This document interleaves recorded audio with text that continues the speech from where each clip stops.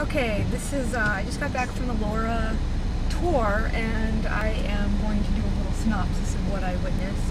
It's very interesting, actually. It's a Creole plantation run by women for many generations. It's called Laura because the last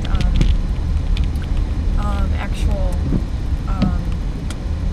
owner of the plantation was Laura. She was one of the daughters of the family, and it was sold to then a German family. But this whole area was Creole, and up until it became part of the U.S., America, and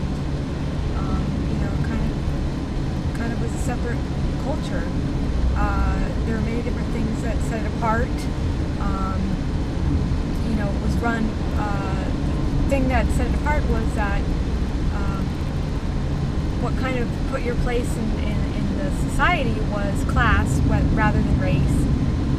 So, if you had a higher class, then that set your place. I had to see the main house, the slave quarters, which I took some footage of, and I definitely think that it was an interesting experience learning about Creole culture because I had never really been exposed to it too much. Some things I need to figure out myself is the difference between Creole and Cajun. Not really sure about that distinction, and Acadians. I think the Cajuns are people that were those that were kind of exiled from Nova Scotia, but I'm not really sure on that, so I'm going to have to do some research on that. Anyway, that's all for now. Gosh, I really couldn't remember a lot of it, but it was just fascinating just hearing the story of the family, how it passed down. The women ran it, and they picked who they thought was the best one to run it, not necessarily whether that be a man or a woman.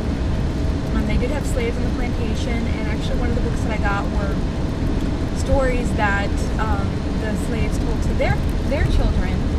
Actually were the basis for many of the stories that you can witness in Walt Disney, Disney stories came from stories that slaves told to their children. And so that was pretty interesting. I mean, we kind of have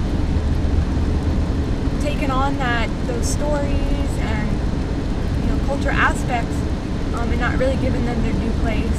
So I thought it was interesting. So I got that book for actually my niece and nephew to read about. It was just a working plantation, a sugarcane plantation, and they would live there during the planting months, and then they would go into the city to live in the city on the off season. So that was their nice houses in French Quarter. This was just a working plantation. It was nothing really fancy, although I thought it was pretty fancy.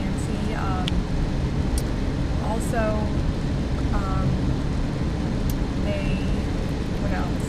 Even from the way they built the house, they put beams down into the ground. Basically the main rooms of the house were on the second floor because of being so close to the Mississippi River, and that it was natural for it to kind of come over its banks and flood through the area. So they had their houses on the second floor, so that didn't create as much of a problem. And also because the ground is so soft and there's nothing, you have to go down a mile to get to rock. That made a little bit of a problem for the foundation. So the foundation actually went down into the ground, and then it kind of the way they built it was like the beams became like,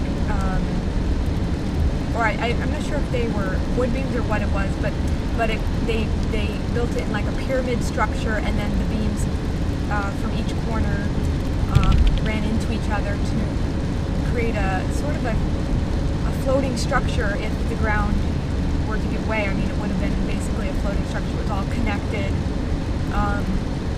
through these structures, and that's interesting. So basically, one of the things the tour guide said was, they did things that made sense. That's what set the Creoles apart. I mean, maybe the Americans that came into the area, they built these grand structures, but the Creole families, they built what they knew would last, and just got to know, the nature of this area, and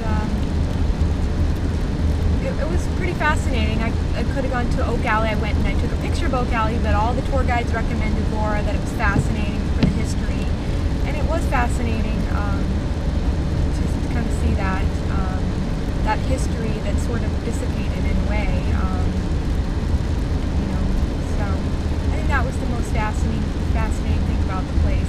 would recommend it. We're just driving back from, this is about an hour outside New Orleans, basically New Orleans, so we had to drive towards Baton Rouge, and that's what I'm doing right now. I'm driving back to Paradis, which is on the way to New Orleans, to go back and see my sister. And that's all for right now.